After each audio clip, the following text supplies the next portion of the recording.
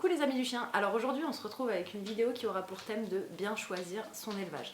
Si tu es actuellement à la recherche d'un chiot et d'un élevage super tip top, je te conseille de regarder cette vidéo pour en savoir un peu plus.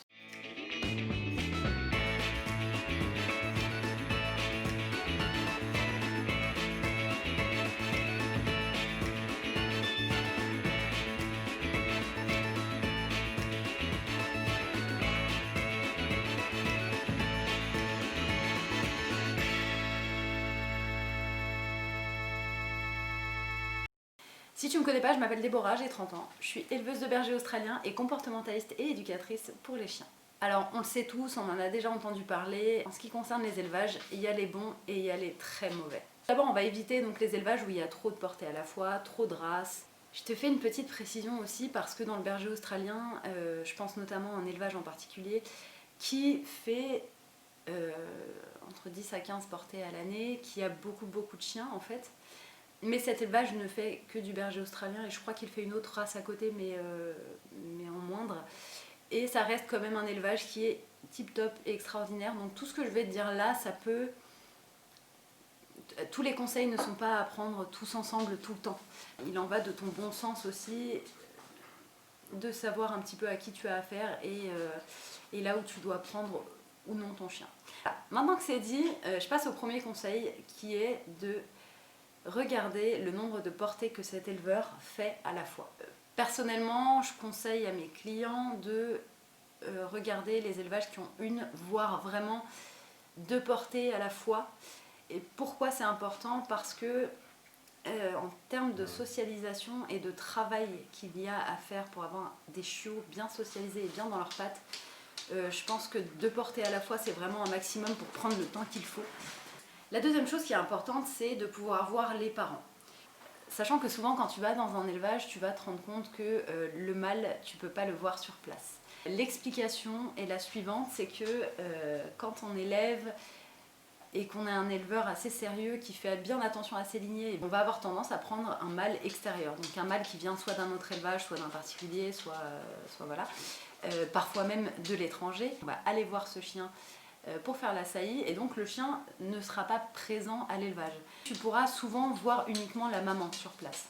Si tu vas chez un éleveur, que tu demandes à voir les parents et qu'on te dit non c'est hors de question, ils sont plus avec les chiots ou je vous la montre pas, pose-toi des questions parce que ça veut certainement dire que la mère a un comportement qui n'est pas montrable. Tu vois. Donc si tu peux voir les parents, ça te donne déjà une bonne idée un petit peu du caractère et des traits physiques que pourraient avoir les chiots plus tard.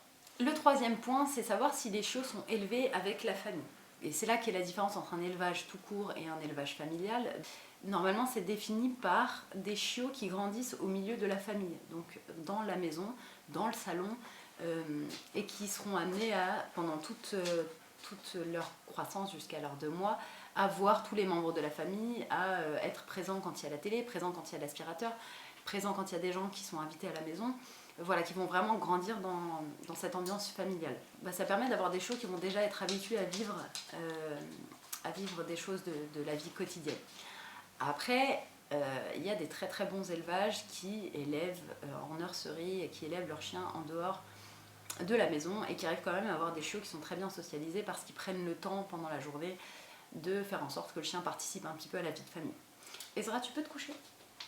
Le quatrième point, qui est un des plus importants pour moi, c'est de te renseigner sur la façon qu'aura l'éleveur que tu auras choisi de stimuler et socialiser ses chiots. Il y a un truc qui s'appelle de la neurostimulation qui est faite sur les chiots à partir du moment où ils naissent et ce qui permet, donc c'est plein de petits exercices à faire avec chaque chiot qui permettent de rendre les chiots beaucoup plus sociables quand ils grandissent. Je le fais depuis quelques temps maintenant, ça marche vraiment bien.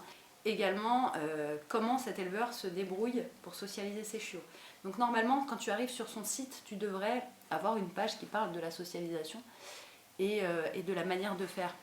Petite précision également, si tu ne vois pas de page sur son site internet sur la socialisation, mais que tu as craqué sur un chiot par exemple, ou que tu aimes bien tout le reste du site, et que tu te dis que cette personne est probablement un bon éleveur, n'hésite pas à l'appeler, à prendre contact avec lui et lui poser la question, lui demander comment il socialise ses chiens, qu'est-ce qu'il met en place pour que ses chiens soient bien dans leur pack. Alors normalement quand tu prends contact avec un éleveur, tu vas te rendre compte que tu as le genre d'éleveur qui te posera aucune question et qui voudra juste un chèque pour que tu réserves un chiot. Et tu auras ceux qui vont te poser tout un tas de questions assez personnelles parfois, pour savoir si tu es fait pour avoir un chiot de chez eux. Donc là tu vas pouvoir te dire que effectivement si la personne passe beaucoup de temps avec toi au téléphone ou à échanger par email, pour savoir un peu ton mode de vie, combien de personnes vous êtes dans la famille, quel est ton travail, combien de temps tu as à consacrer au chiot, etc. Tu vas pouvoir te dire que cette personne est assez rigoureuse dans son choix de famille, future famille adoptante. Tu vas pouvoir te dire que cette personne fait normalement bien son travail aussi. Alors je t'en ai pas parlé, et peut-être que tu le sais pas, mais j'espère que tu le sais, une femelle ne devrait pas avoir de chiot avant ses 2 ans révolus, normalement. Pourquoi? Parce qu'on attend que les chiennes soient matures sexuellement, physiquement et aussi dans leur tête.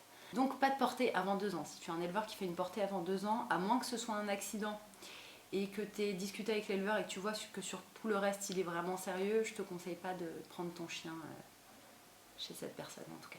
Donc je te conseille, quand tu as choisi une race, de vraiment te pencher sur les tares qu'il y a dans cette race, donc sur les problèmes de santé qui sont très réguliers dans cette race.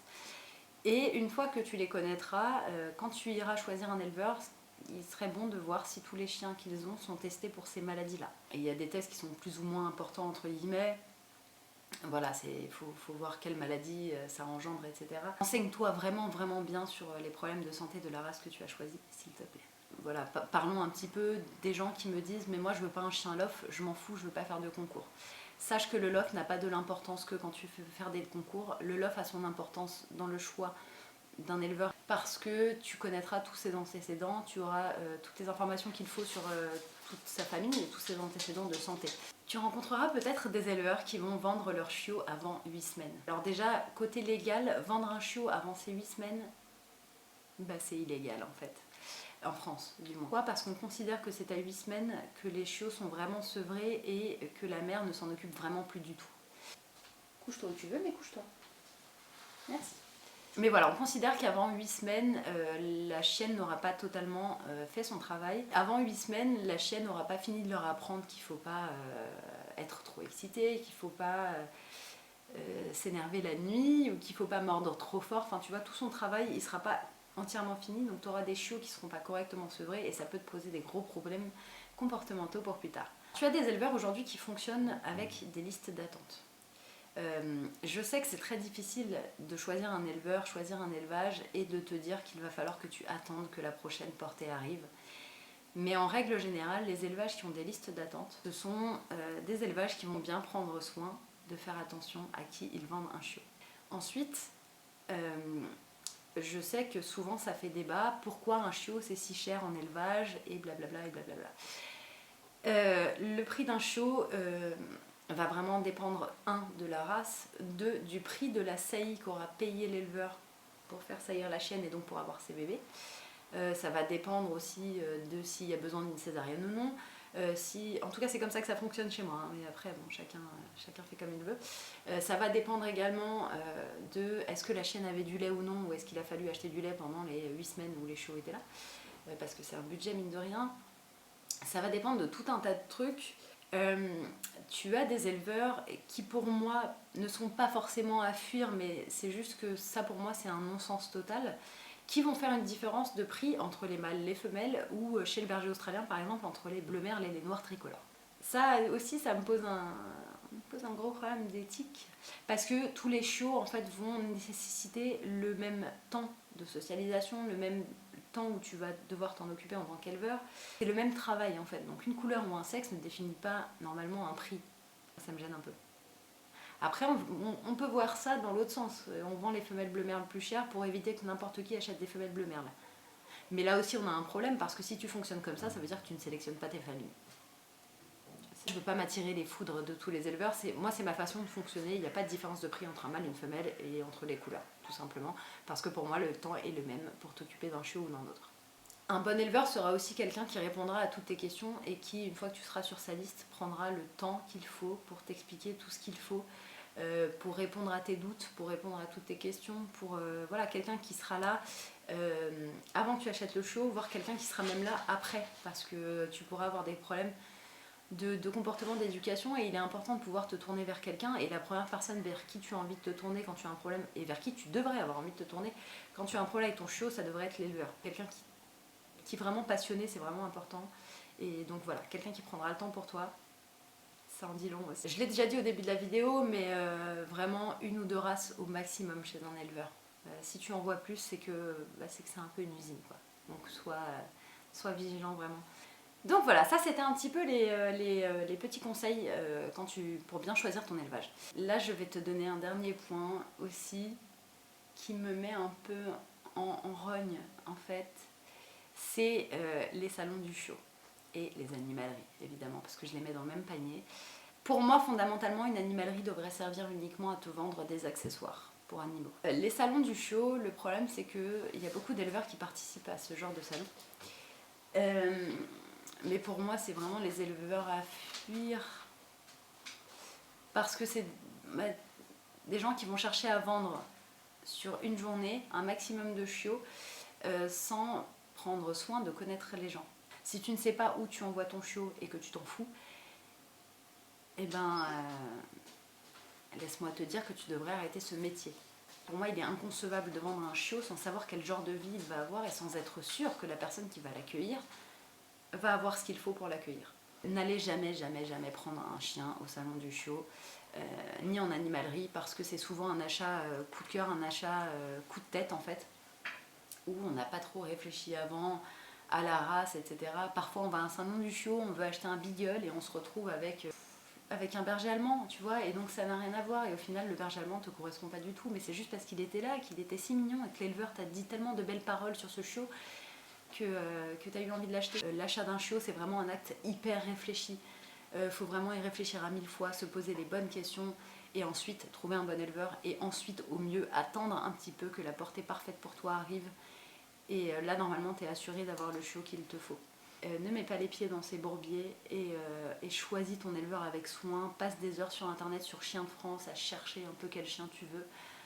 Quelle race est faite pour toi, renseigne-toi au maximum. Voilà, j'espère que cette vidéo t'aura plu, qu'elle te sera utile et je t'invite à mettre des commentaires si tu as envie de me raconter un peu comment tu as eu ton chiot et est-ce que tu en es satisfait ou non. N'hésite pas à t'abonner si ce n'est pas encore le cas. Je te souhaite une très bonne fin de journée. Bisous, à bientôt.